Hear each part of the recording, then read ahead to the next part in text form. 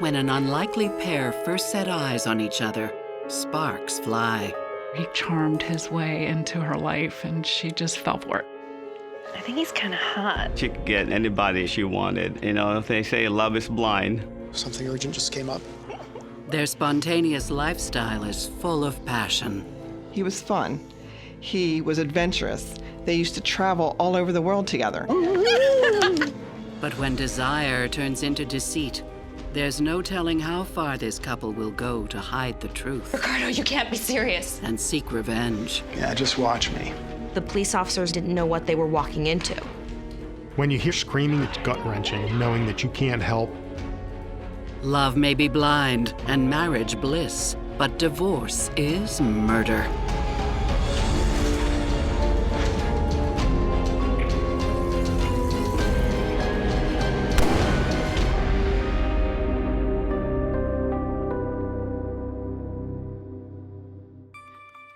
Baltimore, Maryland, home to an ambitious young nurse hoping to make her mark on the world, Lara Crockett. She works the night shift at one of the city's busiest hospitals. Don't worry, I'll keep checking on you. It's gonna be fine, you'll see. And takes great pride in her work. Laura was a very giving person, a very caring person. She loved that aspect of taking care of patients. Lara, I believe, really, truly loved nursing. I saw it in the way she took care of her, her patients. Lara's happy to work the long hours of the night shift, especially when there's good company, like fellow nurse Ricardo Muscolino. Oh, code red. Code red. Patient has an elevated heartbeat. Vital signs irregular. How about doing some actual work before you cause a real emergency? He did have a good sense of humor. He made everybody laugh. Ricardo was a funny guy. Ricardo was attractive to Lara because she was obviously a beautiful woman. Beautiful eyes, beautiful smile, and excellent personality on top of that. Laura was one of those people, when you meet her, you just fall in love with her. And he did. On shift all week? Problem is, Yep. Good. she's spoken for. Lara was married, and she talked about how unhappy she was with her husband. You want to go for coffee sometime? Maybe.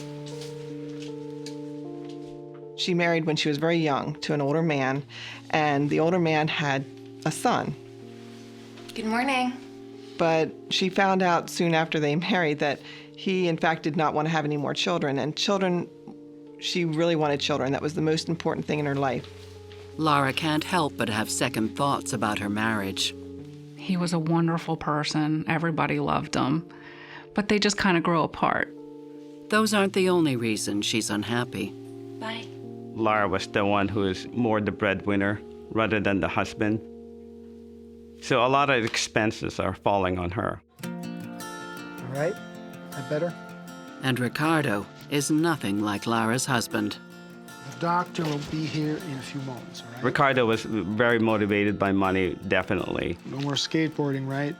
He worked very hard for everything he got. I've seen him work 3 months, no break, and some of those hours are 12 to 16 hours. So, how about that morning coffee? I can't. I just picked up another shift. Ah, okay. Just don't sleep in and miss our flight to Vegas. Not a chance.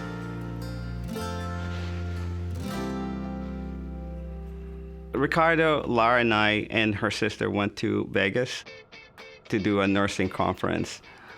And it was all about critical care, taking care of the patient. And she organized the trip. So what do you think of Ricardo? My sister was trying to set me up with him. And when I saw him, I said, No. No? Well, not for me. I think he's kind of hot. One of the nights, Ricardo and Lara hooked up. They spent the night together. We returned to Baltimore. They continued that relationship. Lara was married still at that time. She wasn't divorced or separated. she had met her first husband when she was young, very young. And then she met Ricardo, who kind of was in, the same field and doing the same thing and wanted kids. And they just had more in common at the time. So he charmed his way into her life, and she just fell for it. Ricardo and Lara couldn't be happier. He thought she was beautiful and smart, and she thought he was charismatic and outgoing and ready to own the world. Yeah. Yeah, I'll do it. I'll be here soon. Who's that? Hospital. Short-staffed. Again? Gotta go. While he romances Lara, Bye. Ricardo also spots an opportunity at work. There's been a nursing shortage for a very long time. It's very difficult to get nurses that know what they're doing. It's hard to get nurses at all. So when a nursing home or a hospital needs help, they will call an agency, and the hospital pay that agency usually about double of what a normal salary is to bring that agency person on. His goal was always, to be extremely wealthy, to be a multimillionaire. And I think at one time he did reach that goal. Ricardo was a very smart man, even though he had no business background that I know of. And he thought, well, why don't I start my own agency? Ricardo's agency takes off. He was so successful because of his personality. He was a charmer. He was a nurse. He knew what the hospitals went through. He knew what the nursing staff went through. He could bring people to his agency that he had worked with before. He was easily somebody that you could go to and say, oh, he'll get jobs for me, and I'll be able to make some good money at it. He started just the perfect time. It was all the perfect timing.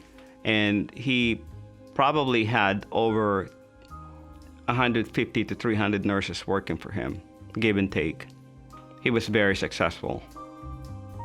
It seems that the timing is also perfect for Lara. Within a year of meeting Ricardo, she leaves her husband.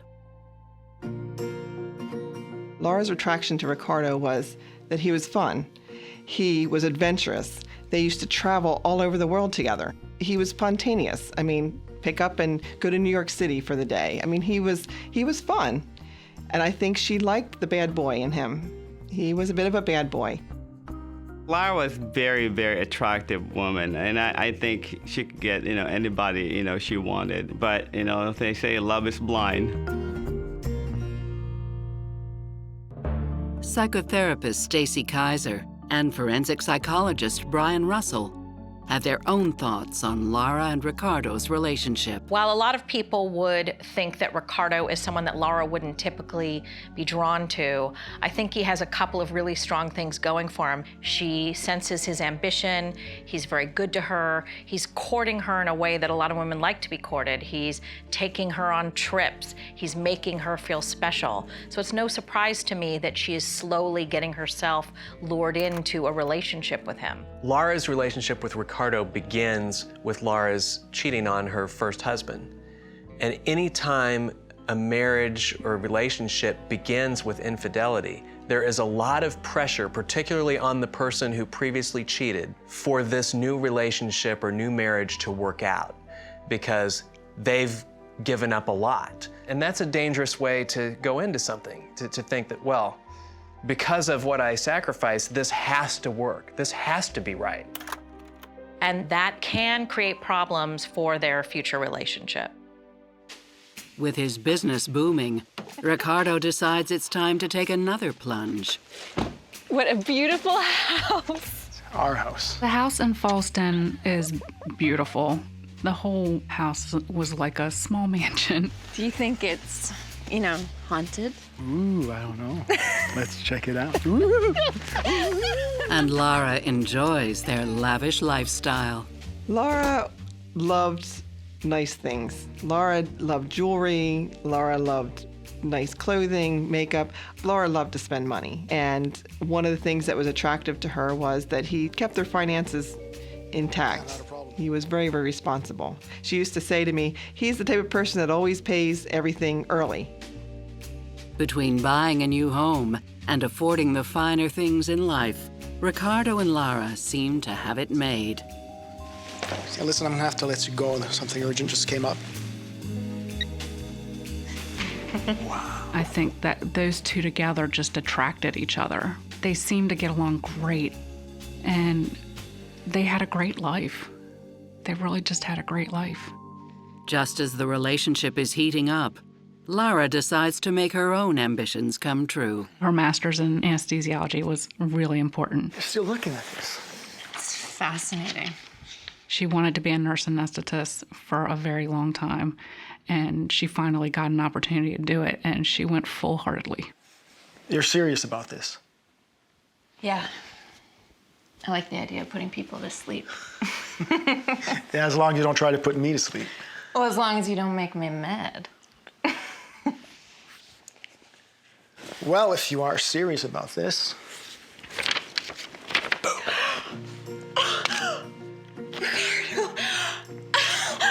Oh, you're amazing. Thank you, thank you. You happy? I'm happy. Oh, you're incredible, thank you. He paid for her to go back to school and get her master's. I knew you were worth it. But it's not exactly what he had in mind. Any room in there for me? She'll be moving to Washington, D.C., while he stays in Baltimore. Always. She saw it as a great opportunity. She just saw it as a better type of job in nursing. Don't go. It's only an hour away. Bye. While Lara studies, Ricardo focuses on work. Ricardo would travel to Florida a lot for the businesses he had down there. But Ricardo's travels and Lara's ambitions come at a cost. The physical distance was going to put pressure on their relationship. And at that time, it was probably more important for her to pursue anesthesia, to become, a nurse anesthetist. They broke up at that time. And she's lonely in D.C. Hey, Jonathan. I was looking for you before. I wanted to let you know. I got my biology test back, and Lara at that time started seeing, different people. But Ricardo, he was extremely upset about that. I really, really appreciate it. I might have a few more questions. Ricardo, what are you doing here? Is this why you wanted to come to school? Don't start. I haven't even begun to get started. It's okay, just give us a minute. All that money I lent you for school, I want it back. You know that I don't have it. Then I'll see you in court. What? Ricardo is the kind of person that if you cross him with money, you'll definitely end up in the court. She learned very early in the game that if he was to pay for something like he did for her schooling, she would end up hearing about it. Ricardo would sue anybody he think he could get a dime out of. And it was his way of life. He really could sue anybody. And if he thought you did him wrong, he found a way to try and get his money. Ricardo, you can't be serious. Yeah, just watch me. He's sued many people, but to do it to the person you're in a relationship with is just bizarre. But will Ricardo's bizarre behavior tear them apart for good? She made a comment that, Ricardo, you don't even care about me. And it devastated them.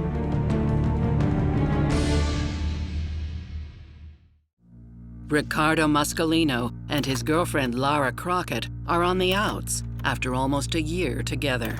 When he discovers she's seeing other people, he takes her to court to get back the money he loaned her. She was living at her father's house, and the period of time went by that they didn't talk to each other.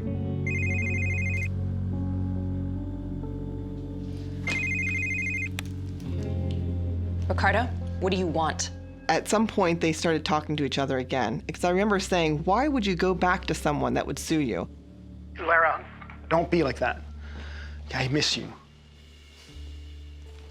Well, you have a funny way of showing it. Why did you come to my school and embarrass me in front of my friends? Oh, come on, I was upset. Up until now, you don't care about how I'm doing. You don't pay attention to how I feel. That's not true. Okay, I think about you all the time. I can prove it. Oh, come on, Ricardo. Check the intersection near your dad's place. What? Yeah. Every time I drive by, I think about you. And I throw a penny out the window. So he told her, go to the intersection now, and you'll know that I'm thinking about you. And when she went to the intersection, it was filled with pennies. It just won her over. It just melted her inside because he's not a loving person. He's not someone who, oh, I love you, honey, this or that. She realized he loved her. Lara gives Ricardo another chance, and he drops the lawsuit. Within the year, the off-again, on-again couple makes their relationship permanent. They got married in Hawaii. They got Maui'd. He paid for everything for everybody.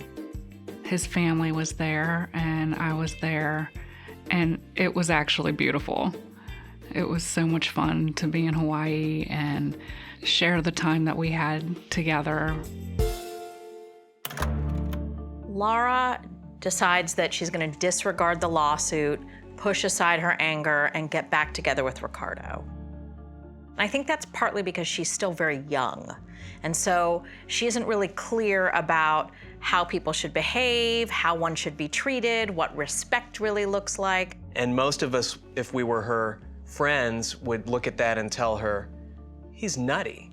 You ought to stay away from him from now on. She might see that as, wow, but he's just so hurt by the fact that I'm not with him. I have to go back. I'll never find anybody that loves me this much. One of the things we know about Ricardo is that money does have strings attached for him. And so while it seems very kind-hearted that he is paying for everyone to go to Maui for this wedding, it does make me wonder if by any chance there are some strings that we don't know about yet that are attached. I've seen a number of guys do like Ricardo may be doing here, which is to do a whole lot and give a whole lot financially to a woman in the mistaken belief that, well, if I give all this stuff and I create this amazing lifestyle, then she'll never leave me. You never want somebody to be with you because of the lifestyle that you can give them, and it's not even gonna work anyway. More often than not, in my experience, the person does not feel anchored and bound to stay forever because of that. Quite the opposite. Now happily married, their thoughts turn to children.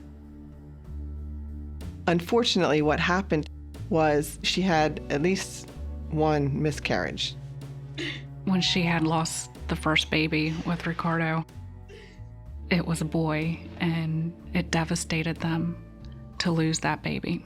They were both really upset over it. They think they know why. Lara was working in anesthesia department, so they both thought that maybe the gas that escaping, they thought that that was, causing the miscarriages. Lara decides to quit nursing, and it seems to work. Lara was born to be a mother, so when she finally was pregnant with her first child, she was just so happy. So Victoria was born, and she wasn't here very long before Lara was pregnant again. Within 3 years, the couple has 2 more girls, Shannon and Kayla. Hang on, Victoria, I'm coming, baby. Hang on, I'm coming. She was so happy to be having children. I'm coming. She loved her children. That was her world. For nearly 10 years, the family is happy. Careful. Ricardo loved being a father. I think he had his good days and his bad like any parent, but he loved his kids. Checkmate. Ricardo is very good at chess, and his oldest daughter loves chess. Why, do you think I'm gonna let you win just because I'm your father? You didn't pay attention. She can't beat her dad. Oh, come on. I mean, Ricardo, chess is his game. All right, who's next? Me! I want to play. I think Ricardo saw the world as a chess game. But their world falls apart when Ricardo's business goes south. Hospitals were cutting back. Everybody was cutting back. So he wasn't making as much money. So all of a sudden he finds himself with a lot of debt. at a time when the economy is slowing.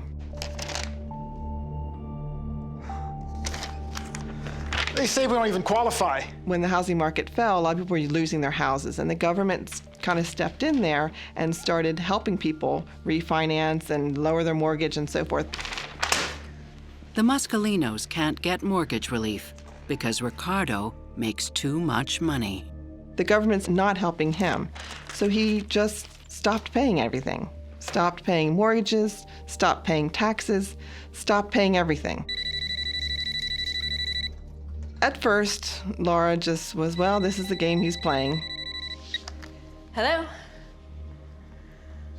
He's not in. This is his wife, Mrs. Muscolino. Can I help you? At first, it didn't bother her so much until all of a sudden, creditors start calling, we're going to take your house. I understand. Let me speak to my husband. Goodbye. Nothing's being paid. And she's like, what? Nothing's being paid. She hated confrontation. She would never confront anybody about anything. And she was a procrastinator. I mean, she was becoming very frustrated with the finances, the constant creditors calling, the constant worry about whether they'd lose their house. I used to say, you should really find out what your finances are. And she would say, well, I'll do that tomorrow. I don't want to deal with that. And soon Lara and Ricardo face even more challenges. Can their marriage handle the pressure? She was very upset a lot of the times because she was nervous all the time what was going to happen. Ricardo! They have a lot of problems and they're not discussing it, and she's feeling very lonely.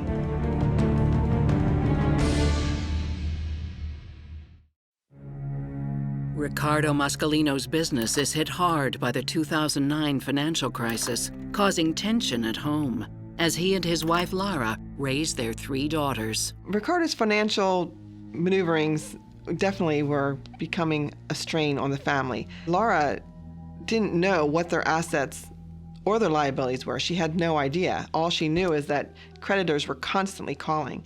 In fact, sometimes they'd even come to the house looking for him. Ricardo? They're back.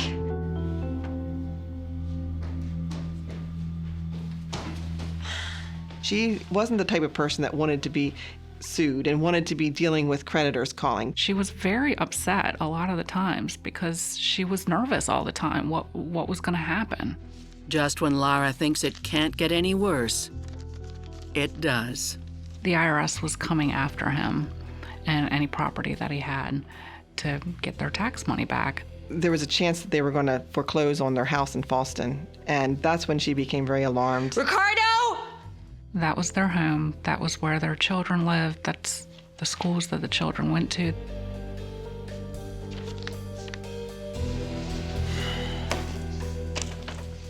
So what's your plan now? Ricardo comes up with a crazy idea. I know. We'll split up.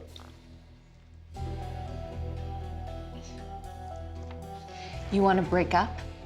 No, not for real. Think about it.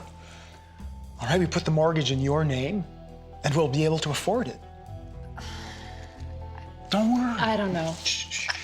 I got this.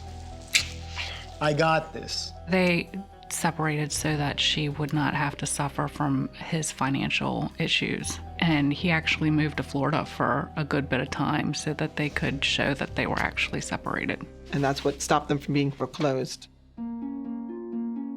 So they were separated, but in reality, they were still very much married. She hated the situations that Ricardo would put them into. Hey, I'm just checking in on when you're coming home. That was their only way that they could think to solve it at the time. Then, to top it off, Hi. Hey. Ricardo stops helping with the family finances, claiming he's broke. Is that all you got, Mom? Yeah, that's it for this week. Things are a little tight. Put this in the fridge today. As soon as my sister had the mortgage put in her name, he stopped pretty much contributing to anything. He considered the house was hers, so she would have to pay for it. Mom, the internet's not working. Oh, okay. I'll take care of that later. She took care of everything for the kids. She took care of all the household expenses. Everything was on her. When's Dad coming home? I don't know, sweetie. Soon, I hope. Okay, can you close out? We're gonna have supper soon. Shannon, can you come give me a hand? Yeah. Just get the plates. Laura lived on credit cards a lot. She wanted to be able to keep the lifestyle they were accustomed to, and it became more and more difficult. Especially since Ricardo is rarely home. Ricardo came and went a lot. He would go to Florida for a few days and he'd come back. She would say, I don't even always know where he is. Even though Lara and Ricardo's separation is supposed to be fictitious, it's starting to feel like the real thing. Laura's marriage is really starting to fall apart. They have a lot of problems and they're not discussing it, and she's feeling very lonely. Laura's options are very limited at this point. I mean, she is a nurse anesthetist, and that's a good job, but it's probably not a job at which she's going to be able to earn the kind of money that would enable her to maintain the lifestyle that she and Ricardo had had for a while. Laura's been put in a very difficult position, and this has got to be creating a great deal of resentment for her. I would imagine that she would begin wondering whether or not this is a relationship even worth having, because in a lot of ways, he's much more of a burden than he is a benefit. Ricardo looks to me like a guy who's going through something that we sometimes call a narcissistic collapse. And that happens when somebody has created a facade of extreme success, and then the facade crumbles. And the person is so upset about the prospect of them being seen as not even anything bad, but just human. And it sort of really shows you how a narcissistic individual can be very functional when everything's going right, and then become profoundly dysfunctional on a dime when things start going wrong. People face financial crises on a daily basis, and even financial ruin, and they don't behave as badly as Ricardo. Assuming Ricardo doesn't get caught and go to jail, I think the chances of their relationship lasting are slim and none. With Ricardo away so often, Lara develops her own interests. She had a passion for the afterworld, which is how she got involved in the ghost hunting. I used to ask her, why are you so into the afterlife? And she said, if anything ever happened to one of my children, I want to know that I could reach out to them. She got very involved in that. She had a lot of passion for the spirit world. She was very gifted with that. And so that took a lot of her time. And I think it also made it so she wasn't as focused on how her marriage was. I think that helped her to have something else that occupied her life and her mind. Her ghost hunting partner is Bailey Maxwell. I think this is a good spot for the camera. It's infrared, so it can film in the dark. He looked like a young Ricardo, a bad boy. There's definitely something here. Feel it? You scared? No. Not when you're around. They would set up cameras and record things. They ended up becoming friends and talking about this ghost hunting stuff, and it was just something that they had that in common. He was a young kid, 22. He already had a child. He had no real job. You hear that? No. What is it? It's my elevated heartbeat.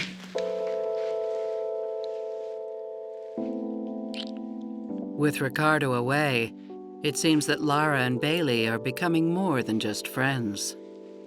He may have loved the idea that she was an older woman that has money. He told her something like, I can't get you off my mind. At the time, it filled the need in her life to feel loved. You're so beautiful. She saw in him somebody who was willing to do anything for her. And what a great mom she is. Everything that any woman wants to hear. And I think he truly believed it. A few weeks into the affair, it's getting harder and harder to keep it secret, especially from her daughters. Can I have my phone, please? Her eldest daughter noticed that she was on her phone a lot, which she never did before.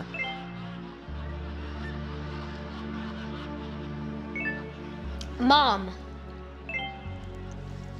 What? I'm just texting your aunt. Laura had a very loose boundaries with her daughters. They had access to her social media, access to her cell phone. She had no privacy. But what happens if the secret gets out? She's whispering the entire time because they think she's just so terrified. That does not happen often. People just don't go into the police precinct and say, "You want me."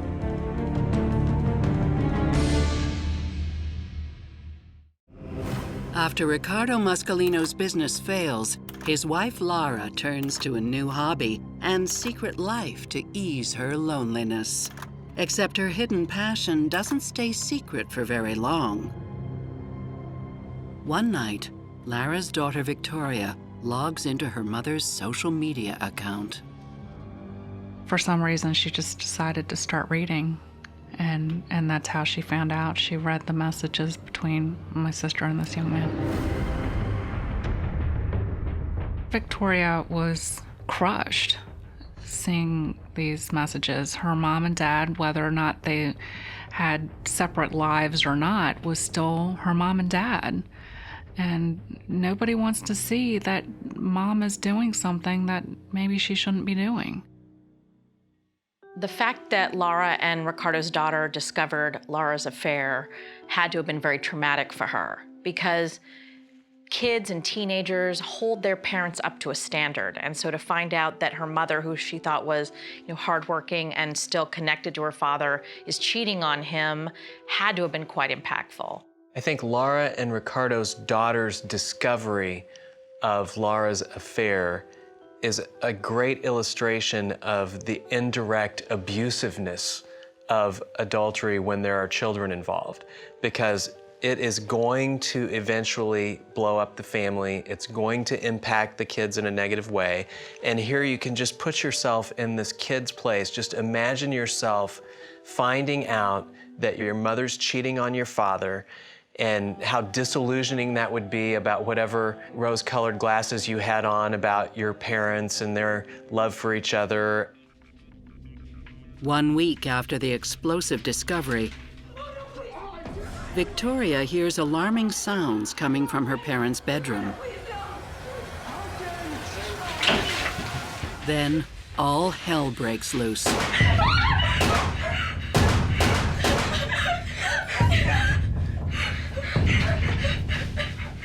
She says in the 911 call that she heard shots, or she thinks she heard what sounded like gunshots. Please hurry. She's whispering the entire time because they think she's just so terrified.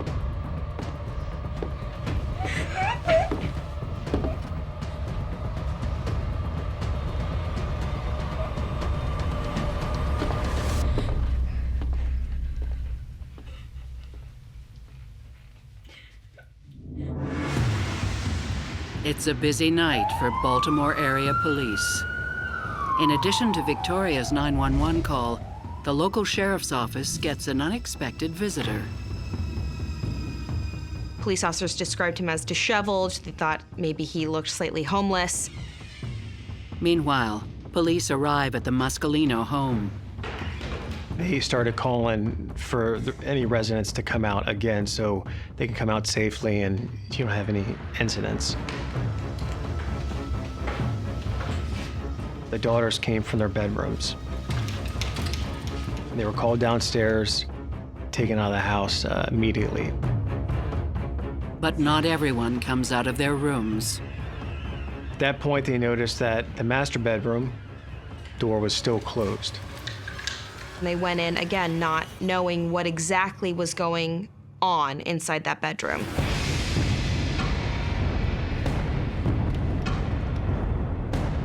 They're greeted by a terrible sight. They found a middle-aged woman lying on the bed with multiple gunshot wounds. We're gonna need an ambulance. You have a shooting victim. The victim was identified as Lara Muscolino. Incredibly, Lara is still conscious. She had movement in her eyes and a little bit in the head. She was gasping for air and in very significant pain. Luckily, one of our patrol deputies was also a medic, so he was able to place tourniquets on her. Ma'am, stay with us. Just keep breathing. They're asking her questions, who did this, who shot you? However, she's not able to speak because of her wounds. It looks like the shooter was only feet away when Lara was shot. It was up close. It was personal. Some of the bullets that had gone through her arm, one of them was probably through her arm and up into her neck area. A second shot was in her mid-side to her back, and then 2 more shots into the arm.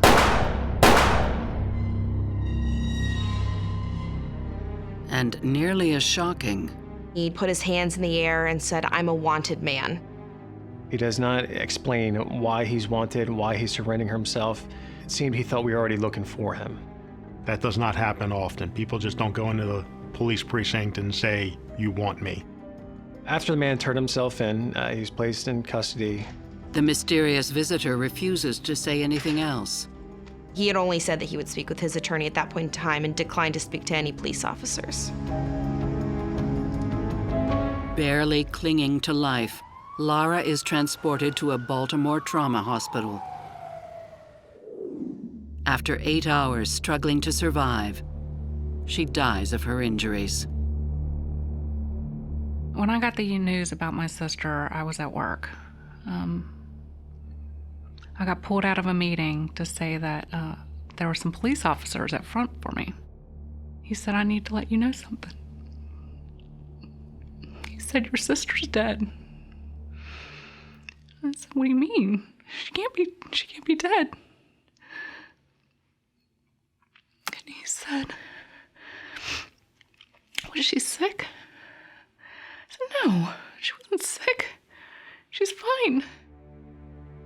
With their rocky marriage, all fingers point to Ricardo.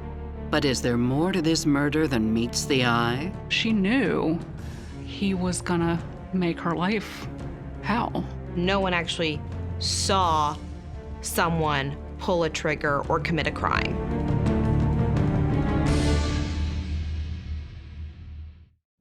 In a shocking turn of events, mother of 3, Lara Muscolino, is murdered by an unknown shooter.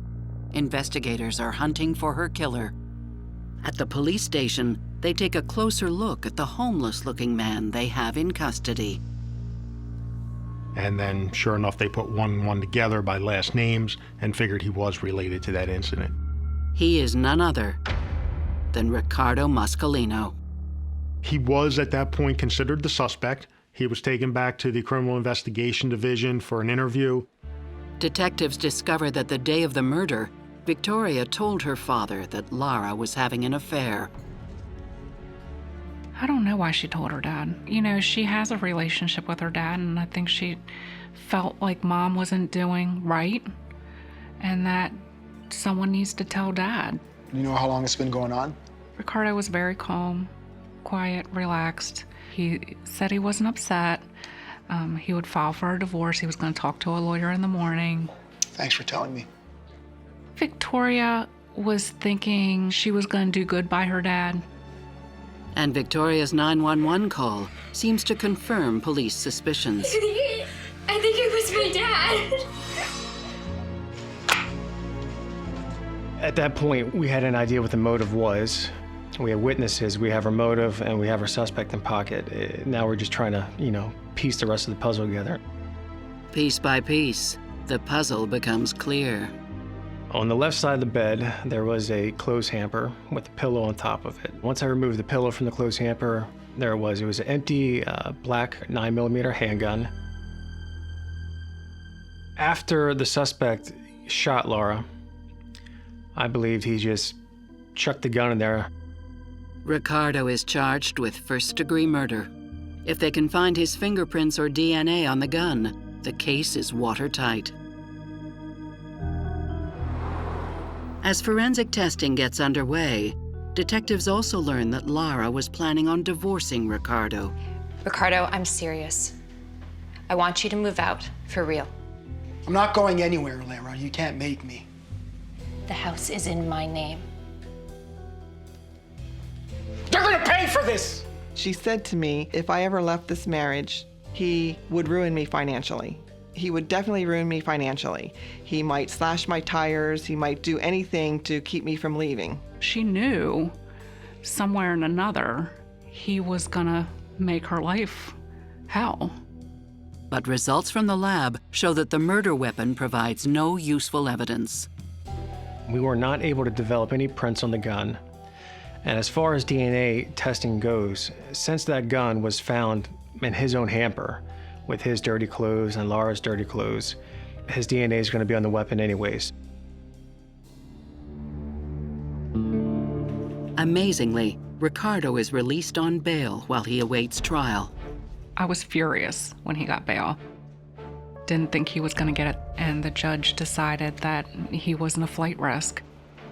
It is very unusual for somebody to be released on bail that is accused of committing murder. Immediately, Ricardo hires the best defense attorneys in Baltimore. He thinks he can beat the charge. Defense's argument was, we don't know what happened in that room because no one actually saw someone pull a trigger or commit a crime. Then, surprising new evidence comes to light. There was an interior surveillance camera within the residence. The tiny camera was missed when police first searched the house. You wouldn't have noticed it just by going by. It was a small camera, and it was up on top of a shelf. It had been installed by Lara herself months earlier. The video was there so that my sister could see if there was any ghosts in the house. When police review the footage, they discover it was filming the night Victoria told her father about Lara's affair.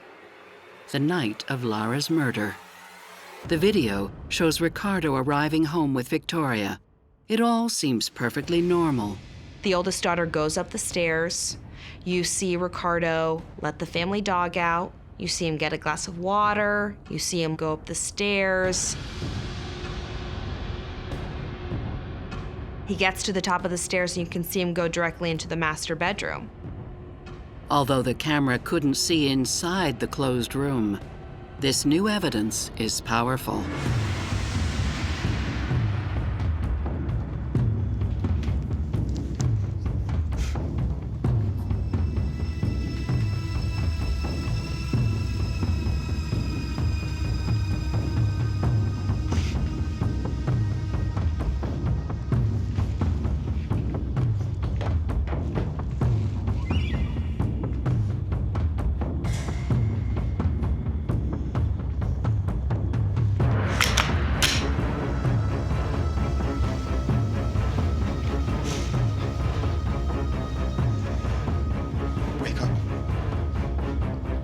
Wake up!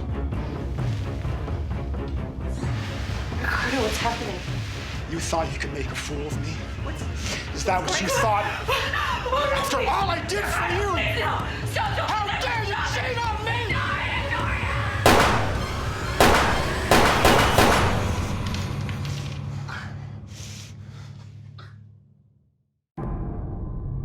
It's not often that you capture a murder, on film. It's like the holy grail from, an investigation standpoint to find that and to have that for trial purposes. Now, remember that he is a nurse, and he could have tried to save her and chose not to, which is even worse. I can't even imagine.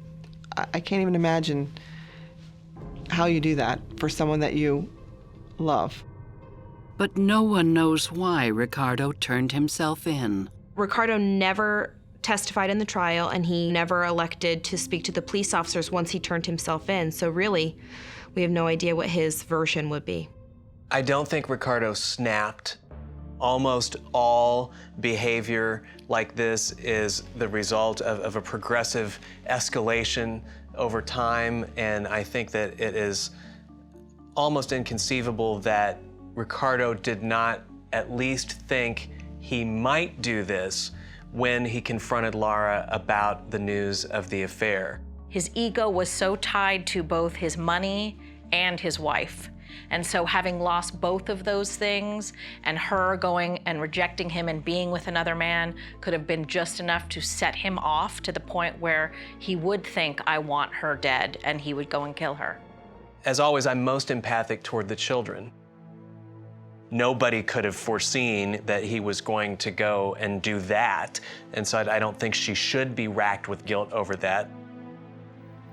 On November 2nd, 2017, Ricardo is convicted of second-degree murder and sentenced to 50 years in prison. His motive is as old as time. I think that was his last way of controlling her. I think the more he sat there looking through those messages, the more he thought, if we get a divorce, I'll lose everything. The house is in her name. That's hers. The kids may want to go live with her. I'm not going to have anything. And how dare she do this to me? I don't think Ricardo feels remorse about, Lara being dead right now. What happened in that bedroom must be really rage, anger.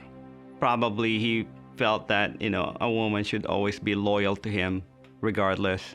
Lara and Ricardo's 3 daughters now live with a foster family, though they're still in touch with their father. I think they have mixed emotions about their dad. They still love their dad. It's their dad. But their dad has put them in a bad situation. Now they don't have a mom or a dad. And nothing will bring Lara back. We were supposed to be able to have our kids grow up together. We were supposed to be able to have the girls have their weddings and do all that stuff together and grow old together. It's not fair that she was taken from her kids and that she was taken from her parents. I miss Lara all the time. She was a sister to me. We really were. I miss her at every holiday. I miss planning vacations together. I miss just talking to her. She's my best friend. And she's gone forever.